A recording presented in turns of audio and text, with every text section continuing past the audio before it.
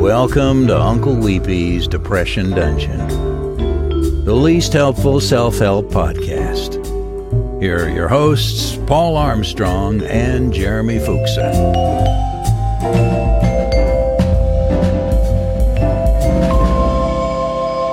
Did you know that little dinosaur that's in Chrome whenever you have no internet connection down? Yeah. Do you know he was a little video game? No, I did not know that. I did not know that until just now. You have no interconnection? How's this happening? I've got a website up that I was working on that I had local server running, which is not running. And so, here I have, localhost.8888, and there's no server, and so it says there's no internet connection. And I hit a button, I'm not sure what button, but then the little dinosaur started running, and then I had to hit the buttons to jump, and I jumped over cactuses. Oh my gosh, space bar? Yeah. Oh, game over. That was fast. T-Rex Chrome offline. Dino Runner. Yeah, Dino Runner. Didn't know there was a name for it. Didn't know it existed until I accidentally started a new game. My high score is 650. I'm really bad. I'm just trying to get a handle on if the keyboards do anything. No, I think all you do is hit space for jump. That's too close. How can I do that? Is there a way to jump faster? I don't know. I held the button, so you hold for a long jump. Oh, I really stink. Mm-hmm. I have never been really good at video games, which is why I never play video games. Well, there you go. I always have people how do you play video games? I'm like, only if I want to hate myself for a while. I have the worst combination of being competitive and bad. My boys will just beg me. They're like, "Can we play tonight? Will you play with us tonight? Will you play?" And every once in a while, I'll give in. Yeah. And it's never good. Mostly because every single game now is a first-person shooter of some sort, and those games have been giving me motion sickness ever since the early '90s. Back with Doom and Castle Wolfenstein and things like that. And so, I've been avoiding them, but then, my oldest wants to play Star Wars Battlefront and, I'd stick to the non-timed puzzle type games. Oh, yeah. Threes or Solitaire. Yeah. Old man games. Yep. Old man games. The crossword puzzle. I stick to the crossword puzzle. Yeah, well, and I mean, the other part about playing it is just it's zero fun because he has, intimate knowledge of every battle map that we play, and I'm like, oh, here we go, doop-a-dop-a-doop. And I memean, that's I guess that's one upside. My son went all the way through that new Zelda, the Breath of the Wild. I almost said Legends of the Fall because I couldn't think of the name. But yeah, Brad Pitt would get frustrated. He would almost cry. And if it were me, I would have given up. I would have thrown the remote. I probably would have broken the TV when I was a kid just from being so mad. And he gets frustrated but keeps going and played the whole game. If one thing, I guess it's taught my kids a lot more patience than I even have now because I just gave up on the Dino game. I hate it. It's the worst thing ever. After 5 minutes because I kept dying, I'm like, stupid, I hate it. My perseverance level is low, real low. But it's also, again, competitive but bad is not a great combination. Competitive but bad is a pretty, It's terrible. I want to be good at things. I'm not good at things, and I hate the fact that I'm not good at things, which just makes me endlessly frustrated. Sure. So that's why don't you want to play video games? I'm like, I don't like myself when I play video games. That's what it comes down to. Or fantasy football, or you fill in the blank.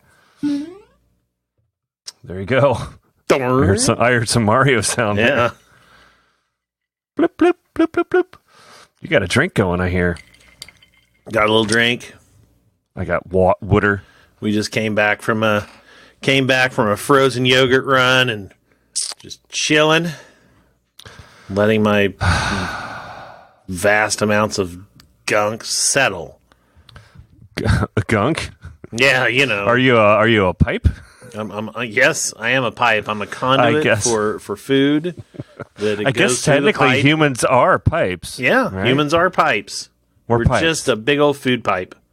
An air pipe. And an air pipe. And a sound pipe. We're just pipes. We're pipes. We're like those pipes that are in cartoons that you see. It goes underground and it does a loop-to-loop and maybe goes by a dinosaur skeleton. And, somewhere down below, it all just ends up in hell. And everything that comes out of us is oil. Yeah. Yes. Increasingly so for me.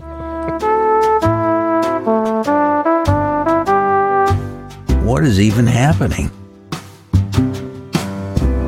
Because if a burrito is a sandwich, which is a wrap, or, then humans are pretty much sandwiches too. And it just went, because I'm like, oh, human in a sleeping bag is a burrito, therefore sandwich. Though, if lunch meat alone without bread is not a sandwich. Anyway. Unless you put a piece of meat on top and bottom of the meat, then it's a sandwich. Well, you like the double down? Yeah, it's like a double down. It's like a double down. Three pieces of ham make a sandwich. Open face sandwich, which is just bread on one side. It's not even open faced. It's just a slather, lick your fingers, caveman sandwich. Oh, my mom used to put roast beef on one slice of bread. Roast beef gravy. Bread. I used to love that as a kid. Is that a beef on weck? I have no idea. That sounds way fancier than what I actually had, which was roast beef on Wonder Bread. Well, it sounds like a low style beef on weck. I don't like the sound of that. Beef on weck is a sandwich found primarily in western New York State. Is made with roast beefed. Damn, take 3. Roast beef on a Kimmel weck roll. It's like I never heard of on weck. It's the bread is called weck, huh? It sounds like on fleek. I thought it was some new old a 1910s term for on fleek. It's on weck. Yeah, it's on weck. It basically looks like roast beef on a hamburger bun that maybe has some bugs on top. That's like they have in Kentucky. There's something called hot brown. Oh, a hot brown. Yeah, hot brown. No, not what you're having tonight. No, not that. I know a hot brown. It's not hot snakes. It's no. Yeah, we got hot brown's pretty good. Yeah, I went on some business trip and it's like a Kentucky thing. Yeah, well, Kentucky. I believe it was to Nashville, so it kind of immigrated spread down a little bit, and yeah, so we saw the hot brown on a menu, and of course, with a name like Hot Brown, you kind of pick it up and roll with it, right? So, yeah, it was Hot Brown all the way down. Kids these days.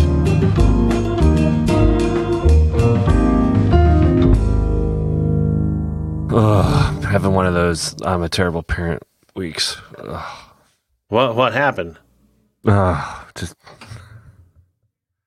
am not good at teaching lessons. I'm not J. Walter Weatherman at all. I'm terrible at just trying to teach kids how to be good with money. I'm just teachable lessons, kind of. I'm not even great with money. Therefore, it's really hard for me to not spend everything you have. But I'm also of the mind of the best lessons are the ones you learn the hard way. I don't think I've ever learned someone yelling at me to learn it.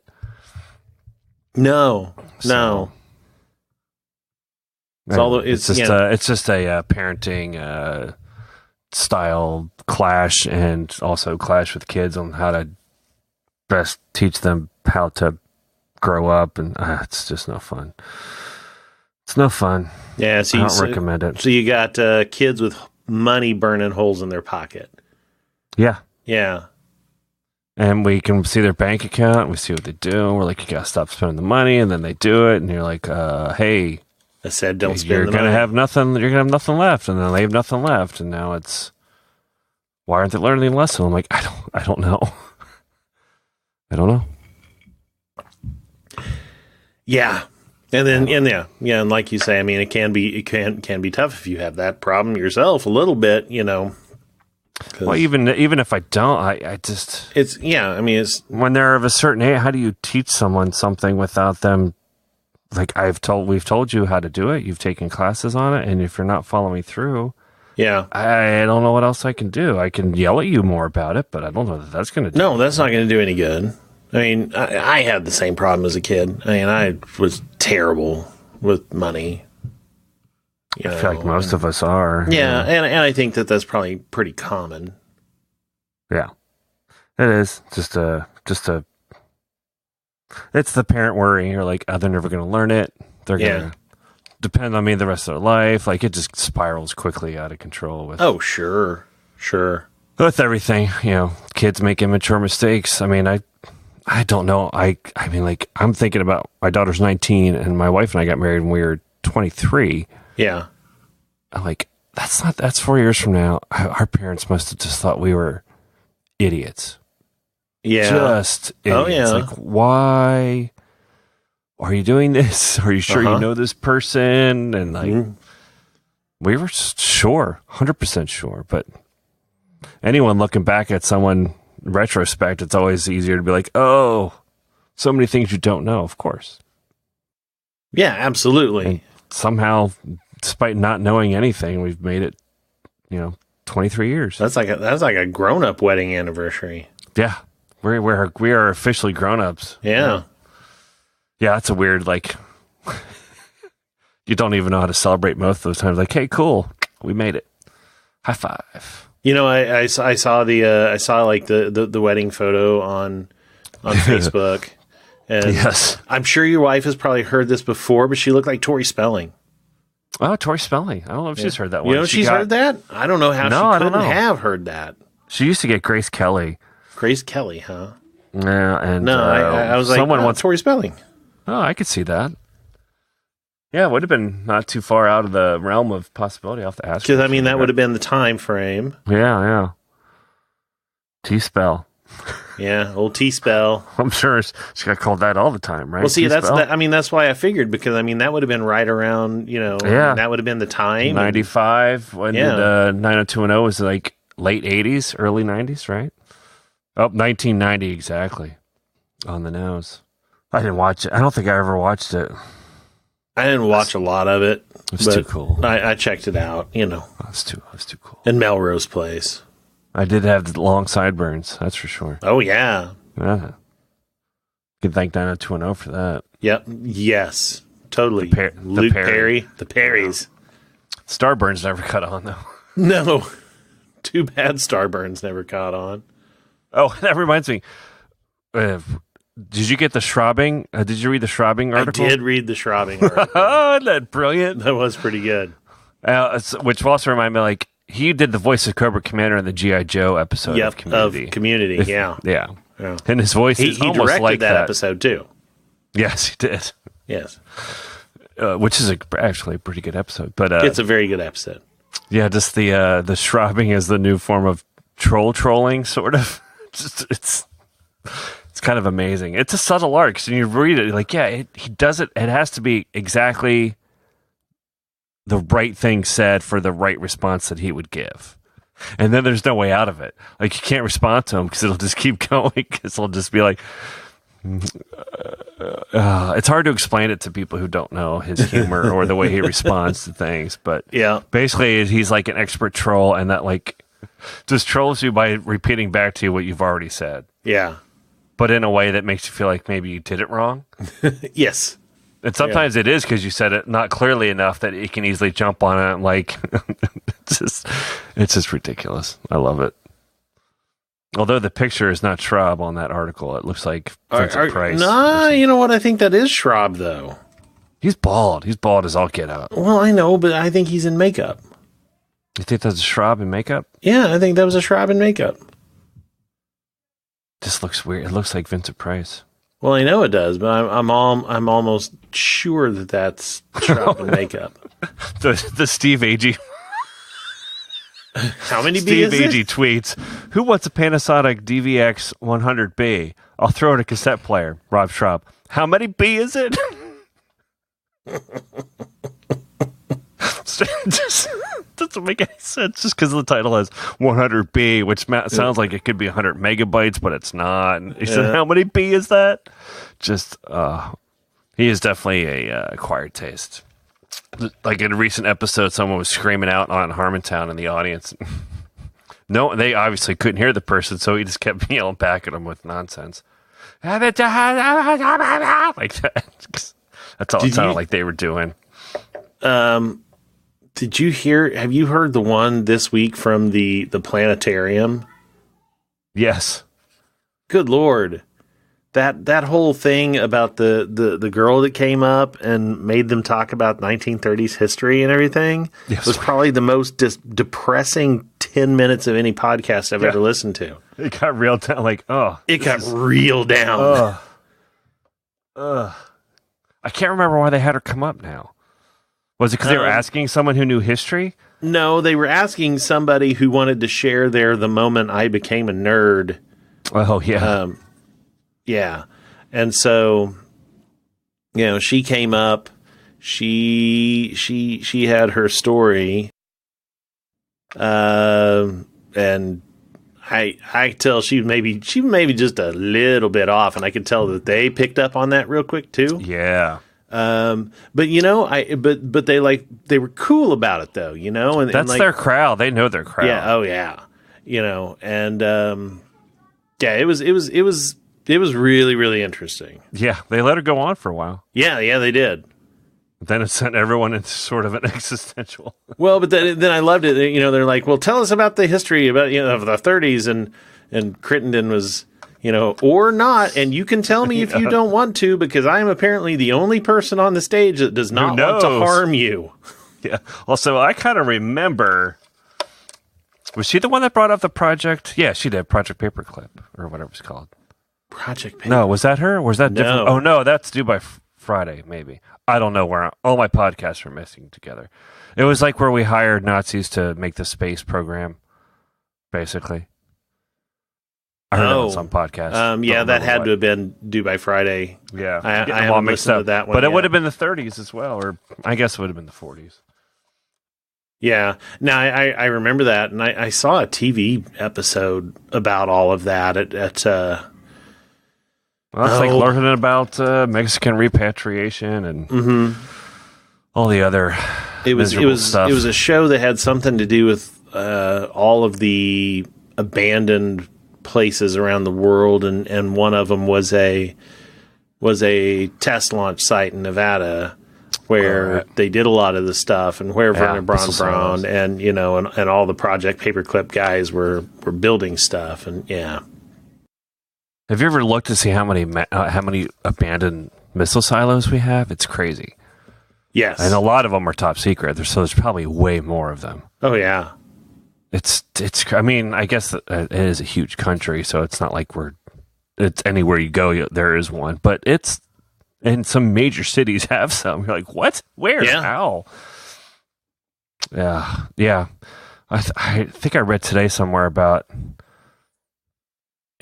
learning history only makes you realize how terrible America has kind of been. Like, wonderful terrible is sort of what we are. Like, a beautiful mess, basically. Just like our history is rife with us being terrible, but only being able to point it out in others and not ourselves. Like, we'll go after other countries for being terrible when we have been probably just as bad on certain things. Like, hypocrisy is pretty deep, and it kind of runs into ground with exceptionalism mentality, that America is exceptional, which is why we are unable to be realistic about what we do. I had an interesting conversation too on Twitter about. Did you see you saw the Star Wars thing? Yes, I did. The fanboy cartoon, which is great. But I'm like, boy, America is a fanboy to itself. Think about it. People love this country. They develop a whole story about it that's not really actually what the story was about. Like, start to worship the country and the flag and symbolism about it, and create their own personal feelings mixed in with it, so that when anyone challenges that perception, just think of it like Star Wars. Yep. They get really upset and attack people. And that's exactly what we're doing now. It's like J.J. Abrams or Ryan, what's his name? Ryan Ryan Johnson. Is it Johnson? Yeah, it's Johnson. That sounded wrong. It's spelled with an I. It's like that, or the fact that there are women in Star Wars now, and they have to attack all of them. Just this is like our country. We've become a fanboy to ourselves that no one can challenge our perceptions of what we think it is, even though they probably have very little bearing. Like anyone that I've ever met that really hates the new Star Wars were the people who ever were originally like. You and I were there. We were part of original Star Wars. The original thing. I love the new Star Wars movies. I really do. Yeah, I do too. And then anyone that I met didn't experience it like I did. They didn't have the toys. They didn't go through it, and they hold on to it tighter than I do. It's weird. Yeah, I don't get it. I don't either. Because, I was absolutely 100% Mr. Star Wars. Oh, me too. Know? I would save up my Christmas money and for almost till the next Christmas, just to get like all the big stuff. Any of the toys, all of the figurines. Yeah, I had I'm trying to think of my biggest Star Wars toy. Millennium Falcon. That's what I saved up for. The big one, that you could have the handle. Yep. Oh yeah, I had that one too. Yeah. Oh, it was amazing. You could open it. There was a chess player in there, and you could open. Oh, all of it was great. Yeah. Yeah, everything Star Wars. My friends would get together. We'd bring all of our toys and just play. My favorite friend was the one who had the AT-AT, which I didn't. I had Yoda's lair. Yeah, Yoda. Yeah, that had like the little snakes and weird things molded into the plastic. Yep. And the foam for sinking into or whatever. Yeah. And I had the Death Star tower and the trash compactor. But yeah, fanboy. Both of us. I had it memorized. We had a vinyl album of it's called soundtrack? Star Wars. It was called Storybook. It was called Storybook. Oh, yeah. So it was music and narration. So it was like somewhat of the movies. They interspersed dialogue from the movie into it. I think it was called Star Wars Storybook, but I listened to that constantly. And then when, like we talked about before, rental places came up, would rent it all the time. Like just would keep renting it and watching it over and over again. With all of that fandom, neither one of us are like so opposed to the new ones at all. Yeah. I can't even. I thought The Last Jedi was fantastic, actually. Yeah. Borderline brilliant. The first reboot, what was it called? The Force Awakens. Yeah, which was good. I mean, it was a basic retelling of the first three in the series, but it was bad.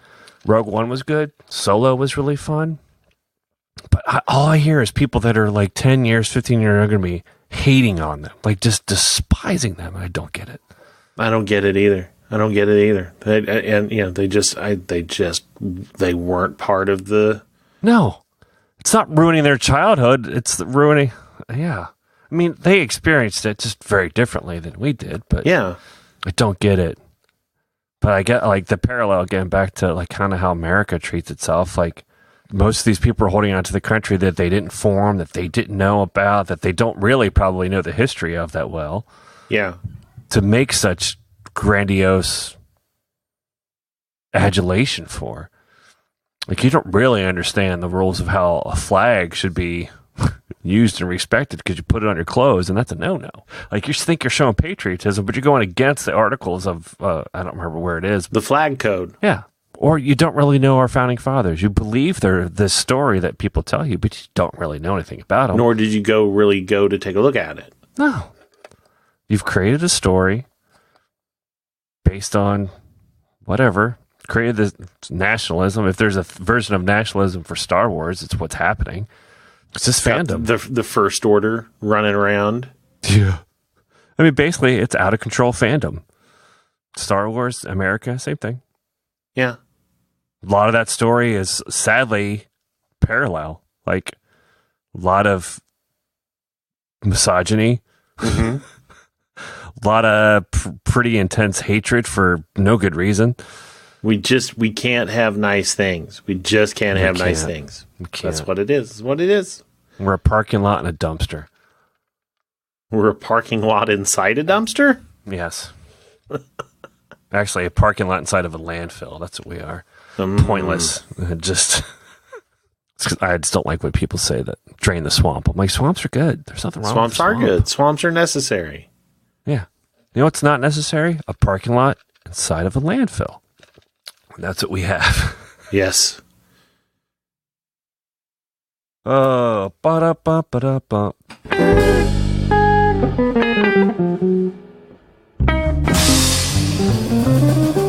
Maybe do this. Do anything good for the 4th? Just watched fireworks go off in the neighborhood. Yeah. So is it like crazy nuts? Like what's the fireworks situation in your neighborhood? What kind of thing? What do you expect to see on a good 4th? Just the typical, some Roman candles, some phew pop, like the sprinkly stuff, and goes around. But there's a park not far away, so they do fireworks, so we can see that. Kings Island is not far away, so we can hear that. Which they do fireworks. Yeah, every night at 10 o'clock they do fireworks, but their 4th of July is bigger. Yeah. Did you do? Did most people there do the 3rd or the 4th? Oh well. Okay. So here's our neighborhood. I live as far north in Kansas City as you possibly can, while still being in the city limits. So you're near the airport? I'm rather near the airport. Yes. Okay. And most of the people that live in my neighborhood are police officers and firefighters. Nice. Because they have to live within Kansas City city limits to be a Kansas City police officer or a Kansas City firefighter. So they choose to also live as far north as you possibly can while still legally being within the city limits. The police officers and the firefighters are the world's worst offenders when it comes to fireworks. Is it legal in Missouri? It is. So certain ones are not illegal. Certain towns. So Liberty, Missouri is not far from where we are, and so you're not supposed to shoot. You're not supposed to shoot off fireworks in Liberty, Missouri, but it's still some are legal in Kansas City, and so on and so forth, and different things like that. Well, these officers and firefighters will go and buy hundreds, if not thousands of dollars of like those gigantic, when you go to the fireworks stand and you see the, $100 giant box that says, give me your crotch, I mean, they all have really weird names. Like, one of them was like, the mother-in-law, and the other one was like, hot boogers and different things like that. The wagon wheel. Yeah. And they're like, all like $100. The commander's hat. And they go, give me 6 of those. Yeah. Well, because you go fireworks shops. Yeah. Yes, we do have fireworks shops. We don't have that. That run year round. Yeah, none. And so, they will shoot stuff off, and they start 8:30. They probably start about June 25th. It starts. Oh, I thought you meant in the evening. Oh, they start weeks early. Yeah. June 25th, you start hearing the first pops. They're practicing outside. You're like, oh fuck, here it comes. Oh. And as it gets closer. The week, about the week or weekend before July 4th, it ramps up and then it dies down. It's kind of quiet. And then, second, you start hearing pop, pop, pop, pop a little bit, dies down around maybe 9 p.m. On the 1st, dies out around 9 p.m. July 2nd, you start getting the pop, pop, pop, pop, pop, dies down around 11 p.m.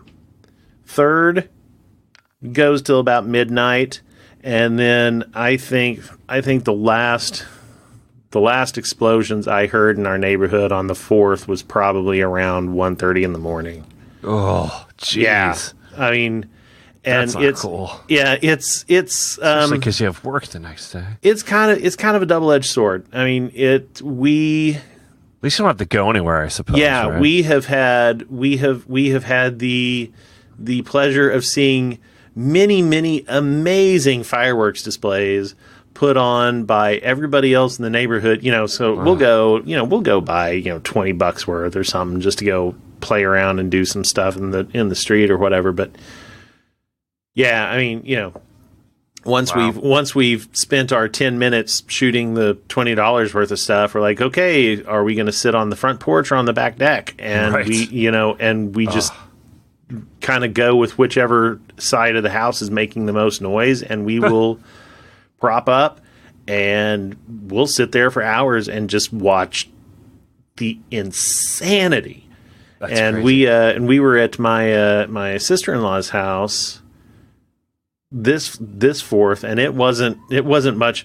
And as a matter of fact, not only did we get to see like all of that stuff, we got to watch one go way south. Oh no! like about a half block away from the house, they were shooting one of those things that shoots big old stuff, and it knocked over halfway in the thing and like shot one, 3 houses down and blew up in the front yard, and didn't do any damage, but really freaked out everybody. And it gets nuts. It's nuts here. Yeah, it's not that crazy here. We have to go places, that's what I hate, is like, yeah, you have to get there at like 6. You're sitting out in the hot sun just to have a spot to see fireworks, and when all is done, you're like, well, that looks like all the fireworks I've seen before. Yeah, yeah. It would keep going. And but then the last 2 to 3 years, it has. I think finally there's been some crackdowns that even the police on officers the cops. The cops are breaking down on themselves. Yeah, I think so. That they've been told to break down, and they're like, ah, crap. Well, I guess we can't do that either. So, the past 2 or 3 years, it's July 4th is the end of it. Like, you don't hear another single pop for the next year. What's crazy though is that you can actually buy fireworks. Like, there's no they'll sell quote unquote fireworks, but it's like smoke bombs and the snap pop things and sparklers. That's all we can get. It's lame. Oh yeah, no. Or the black snakes. That's all we can get here. So you can actually buy good stuff. Which is crazy. We can buy insanity. We can buy absolutely insanity, which is crazy. Like, so year round to sell it. Year-round. But then not to let people do it makes no sense. Why are you selling it if they can't shoot it off somewhere? Yeah. It's just, I mean, I get the appeal. I mean, that's why people like guns. We just like to destroy things or make loud noises. But yep. Did you see the video of the helicopter filming over L.A. during 4th of July? No. Oh my God. It's like, it's insane. It's like if I were an alien visiting on 4th of July, I'd be like, they're blowing themselves up. All of them. The whole city is blowing itself up. It's just madness. Let me see if I can find it for you. Well, I reposted it on Facebook the other day, but about 2 or 3 years ago, I sent my drone up in the neighborhood in the middle of, and that was a light year because it was a little bit rainy. But yeah, that one was a light year for fireworks, and it was still just crazy. But here's a typical type of thing that shows up in my neighborhood. Right there, the crazy exciting on steroids. So, that box is probably about the size. What? Yeah, the names of these things. Like I'm looking at breathing fire, Captain Jake, cats and dogs, chasing booty, chicken on a chain, crazy exciting on steroids. Did someone? Oh, here's a good one. Did someone order patriotism? ... to go. That's the name of a firework. What does that even mean? I don't know. But it's 20 shots exploding into the night sky, creating a mind-blowing extravaganza that will please any crowd, especially patriotic ones. Don't lose out by not getting this one. You got Doomsday, Dr. Jekyll, you got Evil Clown, Evil Clown's always one of my favorite ones. Sure. I remember a few years ago, like there was one literally called Monkey with a Beer. I don't get it. The other thing that I love about these is here. I'm gonna send you this. Look at the artwork on these boxes. It's just.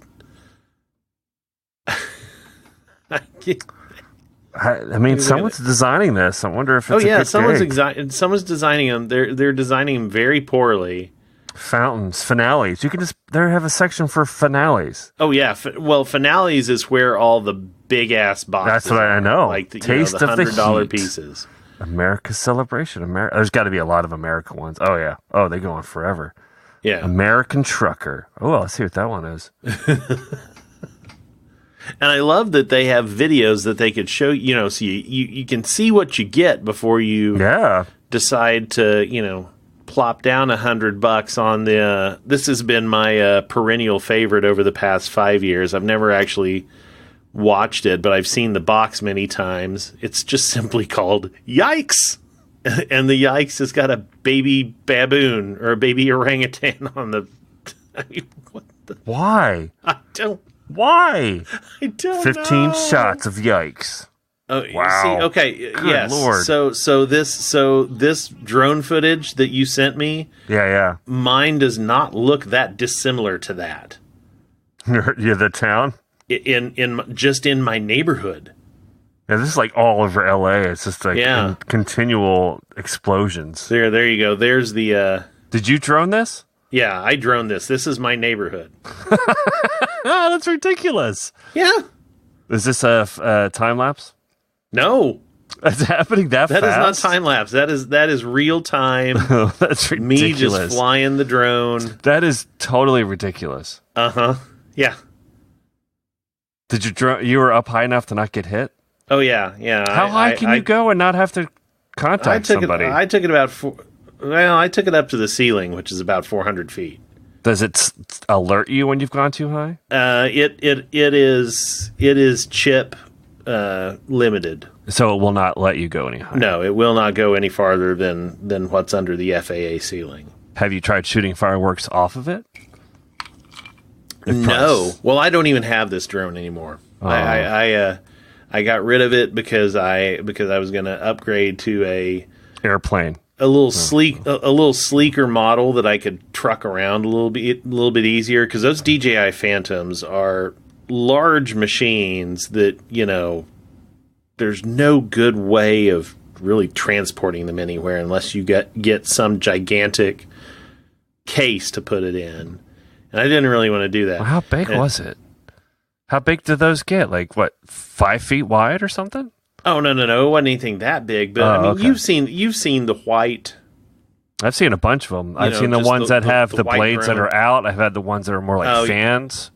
Oh, yeah. No. This has just got the four rotors. It's not like one of those 6 or 8 ones. Right, the ones that have like the whole landing gear and everything. Yeah, that will hold like a DSLR or something like that. This thing was probably, was it the foam kind, like the super lightweight? No. It probably weighed about a pound. It was, it was about 12 by 12 inches.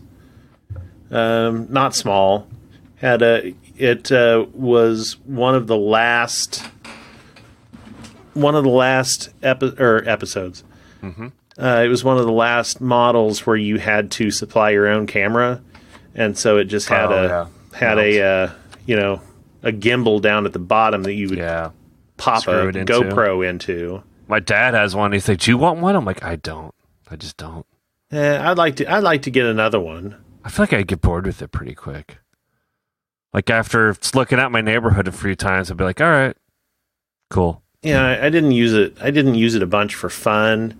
I used it on a few client projects for topography and map making. And just like flyovers of discoveries, people's buildings and stuff like that. Put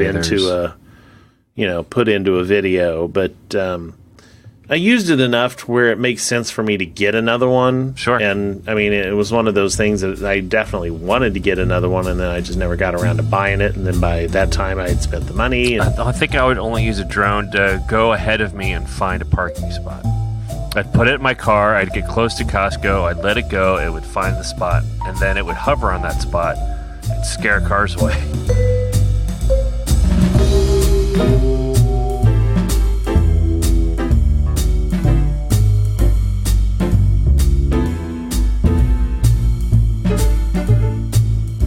Do you have questions or topics for the show?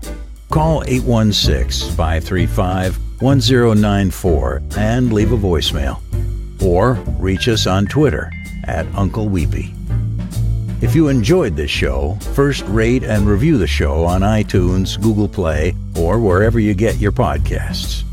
Your review helps the podcast robot suggest this show to other listeners. Second, consider supporting the show on Patreon.